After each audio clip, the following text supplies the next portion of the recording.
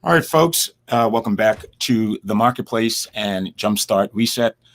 We are now live on the second segment of the show, and I want to thank you for tuning in to the program. And we have a really exciting second segment lined up. This one in particular for me, I'm excited about because it speaks to the issue of what I believe is paramount to how do we move the region forward. Clearly, when we talk about a number of things that we ought to be doing to put our collective minds together, our having a single vision, a purposeful single vision going forward, a lot of what we aspire to do, we can't do unless we have the human capital and the skill sets to enable the workforce or the labor force in the region to be able to be better positioned to be able to take advantage of those opportunities within the marketplace. And so we've heard of, at least here in the United States, we have a number of institutions that are, institutions that are very reputable institutions, whether they're Ivy League, whether they're a historical Black college, whether they're state universities, whether they're, city universities, community colleges, et cetera, et cetera. In this country, there is no shortage of places where you can go to pursue and seek out higher education. And I think prior to the pandemic, just before the pandemic, there was a big push, particularly in the Virgin Islands, but overall, to be able to make at least a 2-year college available for every American that wanted it. Right? If you wanted a college education, you're able to get a good head start, jump start on getting a 2-year college at no cost, tuition free. And so we find ourselves in the middle of a pandemic. And I think the pandemic has literally has disrupted the education ecosystem so much that we're going to going forward. I think we're going to see, obviously, there's a new set of dynamics, but educationally speaking, there's going to be a new culture as to how those who are the stakeholders and who are the authorities within education that are going to be responsible for doing this. And I am proud to call my two colleagues, Terry Coxum and John Clendenin, while they are from the private sector, both also have a background from public sector. But what's important, most important, they're both still within academia. Mm-hmm.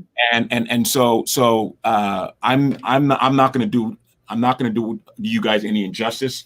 You guys, I'll allow you guys not steal your thunder. You'll have an opportunity to give an overview. But most important, we have a special guest with us this afternoon on the program, and I'm really excited because I've heard so much about this institution, and what I've heard and what I've learned about them has always been at a distance, never really engaged them. And we now have an opportunity to have a conversation, a dialogue, Terry and John, with this prestigious institution within the Caribbean. I learned recently that they are one of the top universities in the world. I did not know that. And so their ranking and in terms of what they offer is great. We're going to be joined by Dr. Miller Baz. She is responsible for a unit within the university, the open campus, and she'll talk a little bit about that. But most important, the reason we're having this conversation is because we recently launched the Caribbean American Single Economy. And what that simply means is this is an initiative, an agenda to better unify and integrate the region on so many different levels. Okay. And so education is paramount to that process. And the reason this is important is because the Congress, our Congress, US Congress, passed a law in 2016 to establish a firm commitment to strengthen relationship between the United States and the Caribbean, called the US Strategy Engagement in the Caribbean. And one of those important agenda items is education. And just real quickly, it says the educational and cultural programs between the Caribbean and the United States build stronger economic partnerships, counter vulnerability to crime and extremists, promote the export of U.S. higher education services, and advance cooperation on science, technology, and development. And the bullet points are: advancing economic partnership to promote growth. Public-private partnerships will support public-private sector collaboration that facilitate higher education and workforce development strategies in the United States and the Caribbean, as well as the efforts of the U.S. colleges and university to recruit qualified students from the region. Next, building security capacity and messaging. U.S. Speakers Program, we will leverage U.S. experts, digital communication, and other messaging resources to reduce crime and counter violent extremists. Next, enhancing competitiveness in the hemisphere. Number one, your first bullet point is 3 of them. Early learners. We will send U.S. academic experts to the region to develop early literacy curricula. Number 2, exchanges. We will foster educational collaboration between the U.S. and the Caribbean professional students and scholars. And last but not least, education policy training. We will provide technical assistance program and virtual tools to teachers, policymakers, and civil society. And, this is so important because to understand the depth of the relationship between the United States and the Caribbean, you have here roughly about 14 million U.S. tourists visit the Caribbean, and then you have about 11,042 Caribbean students studying in the United States.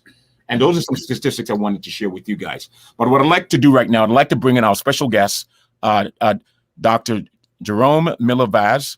She's with us on the program. And welcome to the program, Doctor. How are you today? Hi, thank you very much. Good afternoon to you. Good afternoon. Welcome. Thank you so much. It's a privilege to be joining you. Fantastic. And so again, before you give an overview, you are live. You're coming live from where now? Okay, thank you. You're coming live from where? You're coming live. Where are you coming in live from? I'm coming in live from Kingston, Jamaica, where I am really a part of the University of the West Indies, and the head of the Oakmont campus is located in Kingston. Fantastic. And just for your edification, this program is broadcast throughout the entire Caribbean on the various cable providers in the Caribbean, also in South America, in Guyana and Suriname, and also throughout the United States on Verizon Vios and Time Warner Cable. With me today, Doctor, I have both my colleagues, both who are in academia. And what I'd like to do is basically, before you give an overview of the UWI, I'd like my colleagues to say hi to you. And just real quickly, guys, let's ladies first. Let Terry just give a quick blurb so the good doctor knows who she'll be having a conversation with today. Well, first of all, just welcome Dr. Jerome Miller-Vaz. We're happy to have you with us today. And from Kingston, Jamaica, making me feel nice. Making me feel nice. So I'm Terry Coxum. I'm currently the owner of Coxum Connects, connecting you because relationships matter. So I work with businesses on business development and an array of different other things. I also teach. I'm a professor at Medgar Evers College here in Brooklyn, New York. And I'm a co-contributor here on the Marketplace in the Reset program. Prior to being a consultant, I also was the U.S. Small Business Administration Region 2 advocate, where I covered New York, New Jersey, Puerto Rico and the Virgin Islands on regional concerns, on regulations and concerns. And before that, I was Chuck Schumer's Deputy State Director, and I ran Community Relations for D.A. Hines. And I'm so happy to be a part of this show today as we talk about education. And when Anthony was describing the programs, all I heard was advance, support, recruit, build, grow, succeed. So we're going to transform lives, and I'm looking forward to hearing more about what you're doing so that we can collaborate on doing it better. And thank you so much, Anthony, for allowing me to be a part of this. Nice meeting you.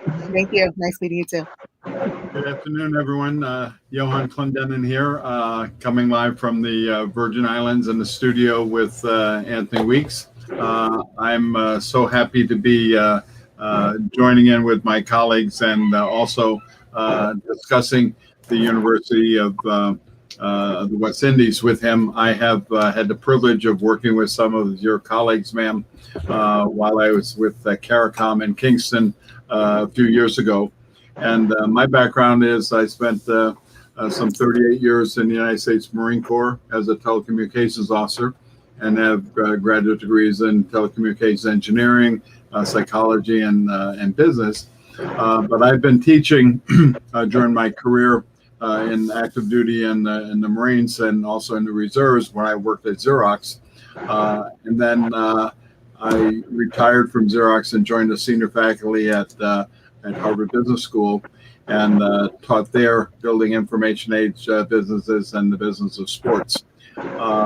I continued on with teaching in various ways, supporting Harvard Business School and also IE University, and teaching on the virtual campus and online blended programs with MBAs, and eventually wound up being the Senior Associate Dean of Postgraduate Programs at IE University in Madrid.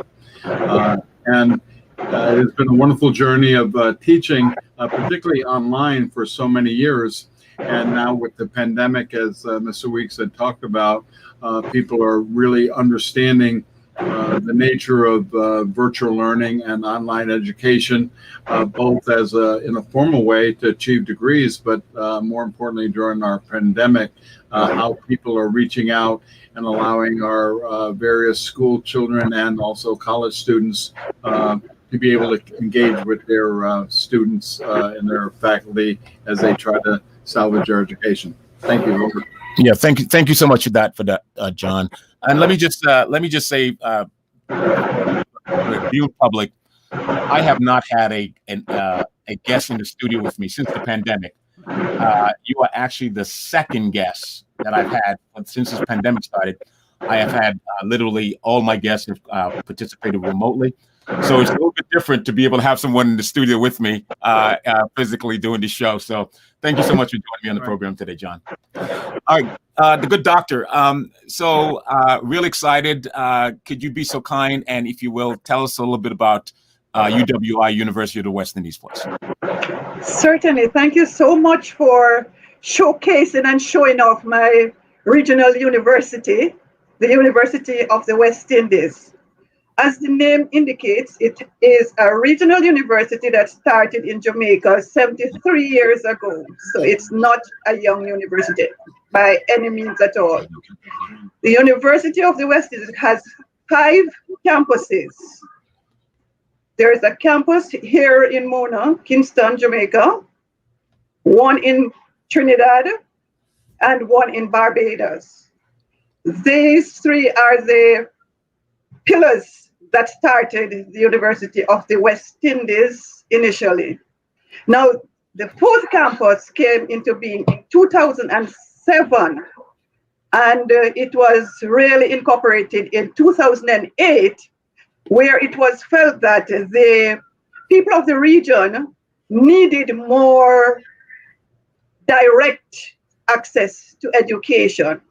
So there are 17 countries that serve the University of the West Indies, and the 5th campus was incorporated in 2019 in 5 Islands, Antigua. Now, you might ask, how do we manage across 17 countries? Now, the open campus is known as the virtual arm and the flexible arm of the University of the West Indies. And there are over 40 locations that we refer to as sites that students can get direct access to what my colleague would call a live body to assist them in studying at a distance. And what I mean by this is that, for example, in Jamaica, you would have 12 sites plus the brick and mortar campus in Kingston, Jamaica. Now, what we do in these sites, we would provide student services. And as a result, the open campus is not just online, but a full-fledged distance education offering where we have student support and libraries, technical departments, and several departments that look into the quality that emanate from the University of the West Indies. Now, a lot of persons might not know that the University of the West Indies has been ranked #1 in the Caribbean. It is at the top 2% of Latin America universities, and it is in the top 4% in the world, as you have alluded earlier, Anthony. Now, the question might be asked, what do we do in the open campus as opposed to the other brick and mortar campuses? It is the arm that its slogan is on site, online, and on demand. Now, the demand side is where the Caribbean American single economy initiatives will fit right in. But the open campus provides education starting from pre-university level right up to doctoral level. So it's almost like no child nor human being is left behind if you really want to study. And I will just elaborate a little bit more on that. Some of the sites cater to the needs that they are in. So you might have little differences in some of the sites. So we'll have like pre-university qualification. In the Caribbean, we focus on the Caribbean Examination Council assessments, which we refer to as CXC. So if you want to study as an adult and you do not have your CXC qualification to matriculate to the University of the West Indies, we have sections where we can help you with that. Then there are the persons who might be working and they feel like they want to do some continuing education units. Perhaps you might have even your degree already, but you might want to be preparing yourself for some specialist area like supervisory or public speaking. We also cater to those persons by offering our short courses, we refer to them, but they also contribute to your continuing education qualification in the industry. We also have certificate courses that you can do, and the bachelor's, the master's, postgraduate diplomas in a plethora of different disciplines. So it is the arm of the university that is helping to drive globalization and to reach persons who would never before be able to access university education. So you can stay at home and study. You can maintain your jobs, and you do not have to disrupt your life totally to go to a brick and mortar campus where you have to live in. And there, the brick and mortar campus has their cohort of persons who would want to go on the campus as well. So that, in a nutshell, that is the background to the University of the West Indies. I am going to leave you to ask questions because it would take perhaps 2 weeks to tell you everything about the University of the West Indies.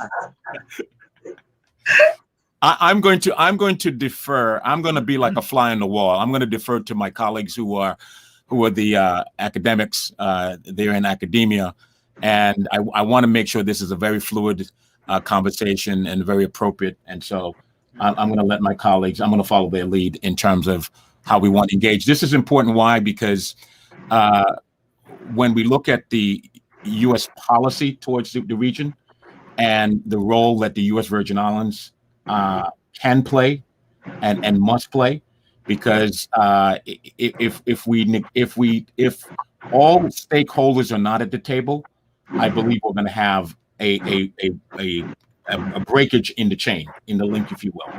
There's a chain of islands. There are chains of islands in the Caribbean, and every island brings something unique to the table. And as we go forward with CASE, with the Caribbean American Single Economy, we're going to partner with various universities and colleges to be able to help develop the workforce, to train the workforce. And so I'm really looking forward to hearing from you guys as to where we think we can go with this. One of the things I'd like to discuss, Dr. Vaz, is to what extent does the University of the West Indies use blended approaches to the education? And what I mean is the combination of the virtual learning that's online and actual residence at the campus, because I'm thinking, or that's what's been my experience with some of the, particularly the MBA programs. But I think that in our rich diaspora in the Caribbean, we have the opportunity to mix that learning. So, for example, people can participate at the University of West Indies in Kingston, spend some time in the U.S. Virgin Islands, spend some time in New York, and get a sense of the overall economic impacts to the area. Okay, that sounds like an expansion of what we do in the open campus in terms of collaboration. I think the most recent collaboration is with Guyana. Okay. September, we will be starting an initiative in Guyana where there will be the demand that they have are specific to Guyana. So while we might have a fixed amount of programs and courses that we are offering now, the collaboration in Guyana resulted in specific courses and programs being offered for them. So that will be started in September. So we are familiar with the kind of synergy that you're trying to form here. And it is something that I could say we have experience in doing. And just as a bit of knowledge, there are over 200 students who are studying in countries outside of the Caribbean, registered students. So we want that number to multiply by many digits. And with the Caribbean American single economy, I think this is a fantastic way of jumpstarting. Dr. Miller Vaz, I have a question as well around. So as John said, one of the things that we're doing here is that hybrid type learning, the blended type learning. And so with COVID being so rampant here in the United States, we're doing more virtual. Study is now virtual. So we're online specifically. It's an asynchronous type of structure. So what we're doing is we're doing a Blackboard forum, and we're having Zoom calls and Zoom meetings, and we're also uploading various resources. But another part of that, which I would be interested in finding out if the University of the West Indies is doing, is we're working with high school students as well. So under my Brother's Keeper program, we're able to do that same type of virtual kind of blended learning actually with high school students. So for instance, I was teaching a high school in Buffalo, New York, about 30 high school students, 3 different classes, criminal justice. So they were getting they get college credit for it. So they were able to come into the classroom via Zoom and be educated. And then I would send materials to their actual teachers back in Buffalo. And so they would do their homework. They would go over their homework with them. They would go over the lesson plan. They would go over any additional resources that I provided for them, any case studies, any briefs. And then we would get back together and have a conversation. And it was so robust. So is that something that you guys are doing as well, not just with your college students, but with your high school students? I found that we made a tremendous impact, and over 90% of those children actually went to college after completing the program. When I make mention of the CXC classes, this is the cohort of persons that I speak CXC, of. good. Right. Okay. So the CXC is what you would do in high school. Okay. So persons who might have dropped out or want to do additional studies, they would come to us, and it creates like a laddering effect. They come and they finish their pre-qualification there, Yes. which is high school students. Okay. And then we are able to mold them into the degree programs. So we mold them so they morph into the degree programs that we have, or certificate programs if you don't feel as comfortable to go straight into an undergraduate program.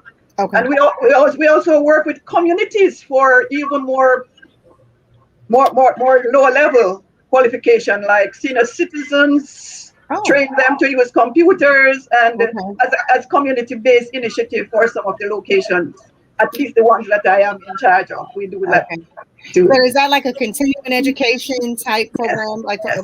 Yeah, we do that as well. And I think this single economy really opens us up for even more opportunities similar to the ones that we're discussing today. And so anyone that's listening to the program today, I encourage you to check out Dr. Jerome Miller-Vaz and what they're doing at the University of West Indies in Kingston, and also what John and I are doing in our specific programs, because what we'll find is, like Dr. Miller-Vaz said, there's a synergy. There's a synergy around all of these different programs, and we're able to jumpstart the economy. We're able to reset some of the things that individuals may have had barriers in their lives. And Jerome Miller-Vaz, Dr. Vaz, says that they're able to come back to the campus, do some continuing education programs, and then morph into the degree program or certificate program, which gives them back to what I said before: advancing, supporting, recruiting, building, growing, succeeding. It will transform their lives. So we're transforming lives on the program today. Thank you so much for that. Absolutely. I think one of the interesting things that I think presents an opportunity as we share our thoughts this afternoon, when we look at CASE and we look at jumpstarting the economy, both from what we have had to do and relieve recovery and resilience with the hurricane disasters and other natural disasters that happen in our area, along with the pandemic and the economic recovery that we need to do, is this whole notion of lifelong learning. Lifelong learning and what was talked about with the programs that were outlined in New York and what we look at here, it's not just the call it the traditional college education. It's graduate programs on through the doctorate, as was mentioned, but it's also reaching into the high schools and other forms of education. So when we look at workforce development, for example, we have a need for people who have maybe dropped out of school to be able to do apprenticeship programs in the hard arts of engineering and plumbing and electricity and contracting. Almost like the Job Corps did years ago. So if we look at how do people get the formal education that educates them, for example, in how do you look at the various stringent requirements for the Stafford Act, and actually people that have an education, have a degree, to go on and get certificate programs or in-depth courses on supply chain management, which I teach.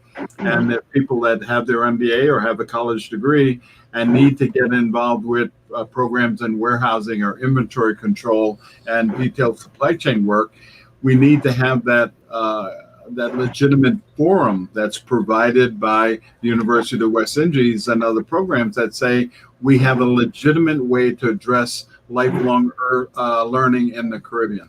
Okay. All right, hold that thought. We need to take a quick break. And when we come back on the other side, we'll continue this conversation.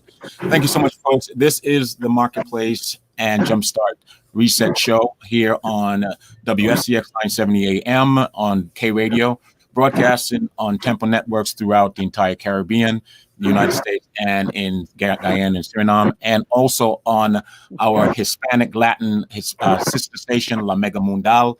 And what we'll do, we'll come right back and we'll continue our conversation with our special guest, Dr. Jerome Miller-Vaz from the University of West Indies. We'll be right back.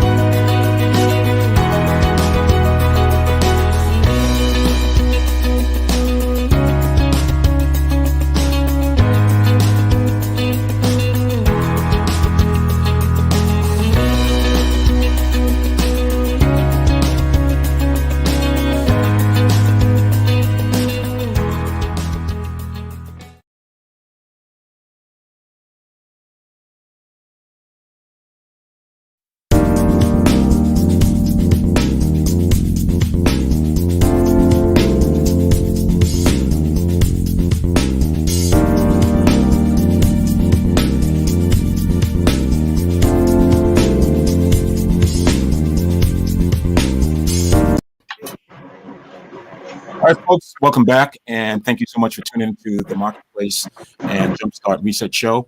I'm Anthony Weeks, and we are live, and we are having a discussion with our guest live from Jamaica. She is one of the head faculty folks at the University of the West Indies, and as we look at New Horizon as to how we can better advance cooperation in the region as we look to foster a better ecosystem to strengthen trade and commerce, to better create better access to capital, a better well-trained workforce. This is what this is the genesis of. This is the genesis of when we talk about the work of CASE, the Caribbean America's single economy. We're talking about being able to implement the kind of collaborative partnership that helps to do research and development to better equip our young people, to prepare them for the future of the job and workforce that is going to be extremely valuable going forward. We have with us Dr. Jerome Miller-Vaz from the UWI.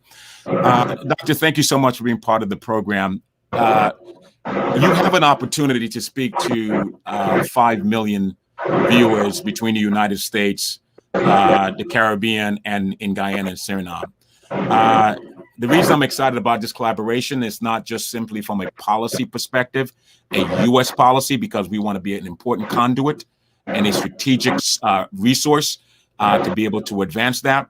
When I look at when I look at your Wikipedia write-up and it says Global Initiative, I see that you have been collaborating since 2016 with countries like China. I see something with Lagos, Nigeria. I see something with Johannesburg, which is South Africa. I see something with Havana, and I see something with I don't see any U.S.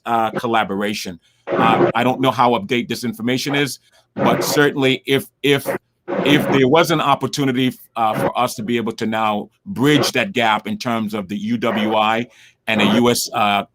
Relationship, this is that building block, if you will, to move that forward. And my colleagues here in the room are the folks that are in that space and understand it very well. What say you?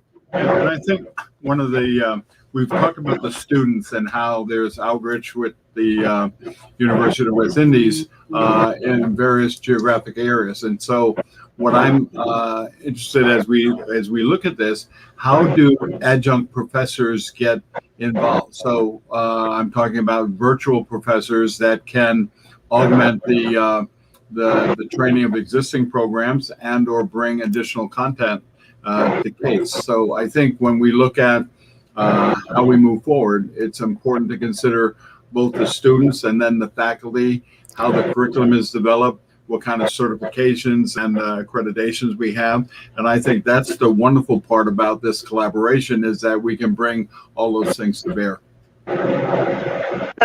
Thank you very much, Anthony, for being so kind to offer us the opportunity to partner with the USA.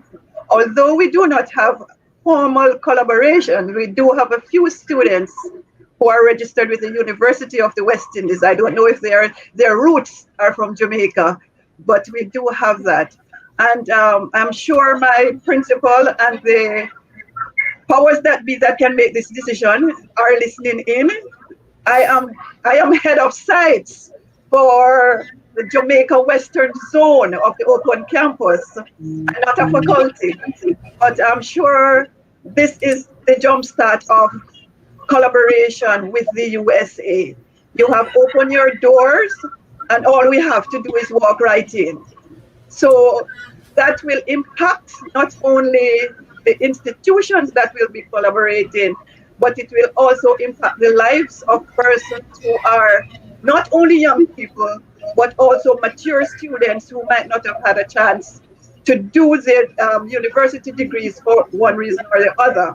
And that has really pushed me into a point where I was about to interject when John was speaking about mature persons and drop out from high school. Now, we have this very creative and innovative program to help persons who have formal and informal experiences to enter through the lower level matriculation at the University of the West Indies. And we call it the prior learning assessment route. So what this prior learning assessment route does is that it invites persons who might not have met the lower level matriculation of the 5 CXC or post high school certification and assessment to enter our programs via a portfolio instruction class that will help them to use both informal and formal experience to become qualified to matriculate to the University of the West Indies. So we have a very able team of persons who would take them through this portfolio building and all those prior learning units, along with formal tuition from elsewhere, are put together with persons who might be working in an industry but cannot move up the ladder because they don't have the required qualification to do so. So this portfolio building is one like holding your hand, and we equate your experiences with subjects that you might have missed from your high school days. So you wouldn't be sent back to do like the CXC with the 16 and the 17-year-old kid. You would be looked at in a classroom setting online, of course, and you would be walked through building your portfolio of your experiences and what you have done. When you're finished, you might be able to get that 2 or 3 subjects that would have kept you out of the University of the West Indies, and that's another route, non-traditional way of matriculating to the University of the West Indies. And just briefly, we have upper level matriculation, which is the one with your, I don't know if you're familiar with the CAPE and the CXC in Jamaica, but definitely they're equivalent to GCE, and the GCE and the advanced level qualification from the British system. So if you do not have that to enter in the upper level matriculation, you have the normal matriculation, which is 5 subjects or its equivalent. And then now the lower level matriculation that I am speaking of now would be other means of getting into the university after you are assessed. Yeah, I think one of the things that's really encouraging for me is actually the person that's trying to avoid being in the conversation, Mr. Anthony Weeks, and his. I'm not trying to avoid it, but his vision of inclusion, and what I'm saying, years ago, I chaired Governor Cuomo in New York's School and Business Alliance. This is Mayor Cuomo back in the late 80s and 1990s. And there was a whole world of introducing quality at the time. And I gave speeches around the country on business as the customer for a product called Our Youth. And I think that is what I see as the vision of CASE, is because we're looking at the economy, we're looking at what we have to do in the diaspora of the Caribbean, and we're looking at what are those business requirements, as opposed to in the old model where we said we know better and we're the educators, so we'll come up with the curriculum, we'll come up with the programs and the degree programs. Now much more with the advent of the internet and distance learning, we can customize, as you were saying, Dr. Vaz, on people who have holes in their education or things they have to acquire or certifications. And it's much more a process where if we can take what Mr. Weeks is talking about how do we jumpstart the economy and how do we look at what those requirements are, I think we have the pieces in place that we can design that program to meet the needs of growth. I think, and I didn't want to get ahead of your question to Dr. Vaz, but I think the unique proposition coming out of the gate as a case study initiative, whether it's with UWI or any of our collegiate academic partners, is the long sort of ongoing disconnect within the region. You can't help but notice, when you just look at the United States by itself and Latin America and the Caribbean, the two combined represents 1 billion people. The United States and its population of 330 something million, and the Latin America and the Caribbean representing 660 million people. Then when you add Canada and Mexico, obviously we exceed 1 billion people. Then combine the combined gross domestic product collectively for the region is around 29-30 trillion dollars. So we're talking an incredible amount of resources. And we're not even talking about the natural resource. We're not even talking about the scarce resources. We're just talking about the ability to be able to say, historically, the region has been fragmented. There's a disconnect, fraction. How do we create a better ecosystem for inclusion, unification, integration? And that will only be achieved if the players on each side of the table are at least, particularly in the private sector. We have stood sideline and watched the policymaker try to do this. And where we were 20 years ago, or 15 years ago, 10 years ago, is where we are today. And I believe that the private sector would be remiss if it doesn't understand its role and how it needs to connect the dots and cross the T's in order to better advance and move the ball forward in the region. Just responding quickly, I think what I see, particularly with being an international business person, is that we have been stigmatized by the fact that we are former colonies here in this hemisphere. And what I mean by that, when teaching in Spain, the whole notion of South America and Mexico and the Caribbean was Los Indios. It was while the people in this part of the world look back on Spain as the mother country and the mother tongue, it wasn't looked at the same way as Spain. It was like, these are children that have been abandoned and are on their own, but it wasn't integrated into the economy of Europe and Eastern Europe and in Africa as it was growing. And when I was in Ghana, I talked to the Ashantes, and I was saying, "Oh, why didn't you come find me?" It's like, what is the relationship? If we are your children and we were abandoned or stolen, why didn't you come look for us? That's right. And so that whole notion of now, as Mr. Weeks has talked about our economy and how big it is, We have to fend for ourselves. We have to do these things for ourselves. We have to have the education and the training and learning and the workforce development that says when we need things, we don't have to go outside of our diaspora to get it. We need to pull ourselves up by our own bootstraps. And also, I just want to add to that, we also have to know what we need, right? We have to know what we need, and we have to ask for what we need, because I think a lot of times some of the things get lost in translation. And one of the things that Anthony talked about, which is paramount here, is that there are tons of resources that are available. There is no lack of resources. And so when we talk about jumpstarting the economy and we're talking about moving forward, we have to have a plan to do that, right? We're getting all parties at the table to have the conversation, to get involved in dialogue, then come up with the plan and then implement the plan. And I think that's the most important thing here as we move forward, especially since we have all of us are at the table. I mean, look, Dr. Jerome Milavaz is in Kingston, right? You are in the Virgin Islands, and here I am in New York City, and we have a partner that's in Florida. We're all at the table. So now it's time to, one, have a plan, and then move that plan forward with the resources that we already have available to us. What say you, Doctor? The only thing I can say is that when will we start this exciting collaboration? I love a person of action. You know? That's right.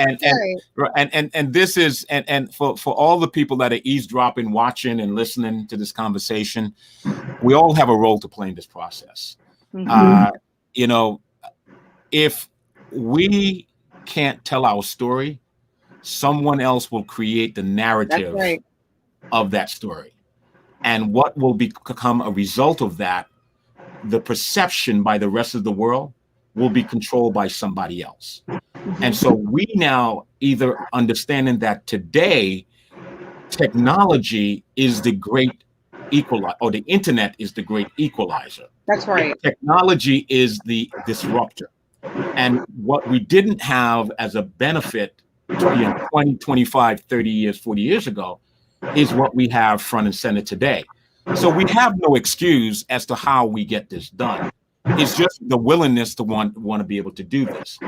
We have the capacity to get it done. And so while it has been nice, the government and the officials and the elected officials have given it their best shot, it is now for the private sector to be able to say, okay, what does that public-private partnership look like? What resources do we bring to bear?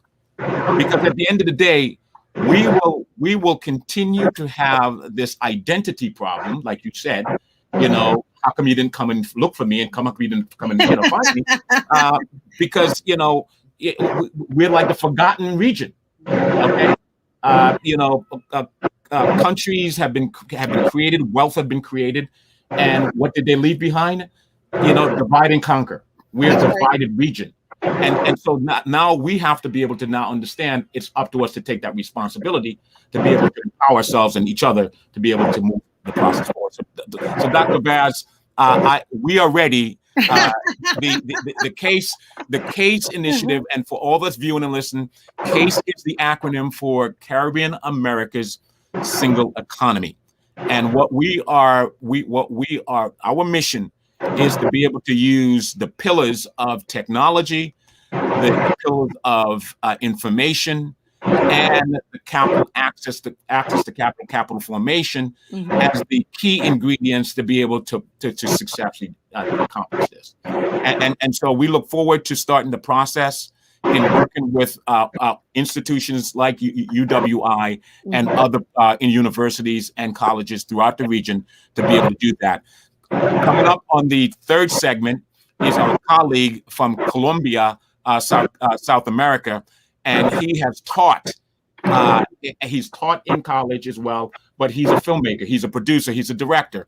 And so we're going to talk about how do we start to tell that story? How do we start to teach our kids the necessary skill sets to be able to tell that story? Doctor, I believe you said one of the areas that you're proficient in is on culture. we're going to need your expertise in addressing the element of culture as well. So there's no shortage of the work that we have to do, ladies and gentlemen. Not at all. What do you say in closing remarks before we wrap up the program? Anyone? I just want to say to Dr. Jerome Miller-Vaz, I thank you for sharing your programming with the rest of us, because it's a great opportunity for us now to be able to tap into some of those resources and partner on some of the initiatives that you're doing, and then share what we're doing across platforms so that we'll be able to collaborate. And with the CASE initiative, we'll be able to jumpstart and grow and move forward. So I thank you for that. And John, you know, we have a lot of people in common. We have a lot of experience around education, and I look forward to building more on that platform as well, in the marketplace and on Jumpstart. And I think that this is only the beginning of the conversation. I think now we need to, like Dr. Jerome Miller said, now we need to implement. Now we need to have our plan and move forward on it. So thank you so much. All right, Doctor. I just want to add my words of thanks to the team for providing me this opportunity to showcase our #1 university in the Caribbean, and specifically the open campus section of the UWI. And I just also want to publicly thank my student who entered the University of the West Indies as a prior learning student. Mm-hmm. She was the one who opened this link to me. Oh, wow. So it's a domino effect. When are we referring to Dr. Karen Green? Yes, Diane. Right. When she came in, she was so apprehensive, and she has turned out to create this link so that the University of the West Indies, Ocho Rios location where she studied as a student, can be heard by, did you say 5 million people or 50? Right? Thank you so much for the opportunity, and looking forward to some collaboration. Absolutely. To continue to jumpstart CASE. All right. Thank you so much, everyone. Coming up next, again, we're going to have our special guest, another strategic partner of CASE, Victor Pena. He is Colombian, out of Colombia, South America. And we're going to talk about how technology is transforming the film industry, and talk about how do we build a viable orange economy here in the region, bringing all of the skill sets that's necessary and brain power to be able to build a viable entertainment hub, connecting Latin America with the Caribbean and the U.S. And so, folks, tune in next. Coming up next on segment 3, I want to thank Dr. Jerome Miller-Vaz for her contribution to the program, and looking forward to her return back to the program. Thank you, Terry. Thank you, John, for your input. Absolutely. Folks, stay tuned. We're coming up next on the next segment of The Marketplace and Jumpstart.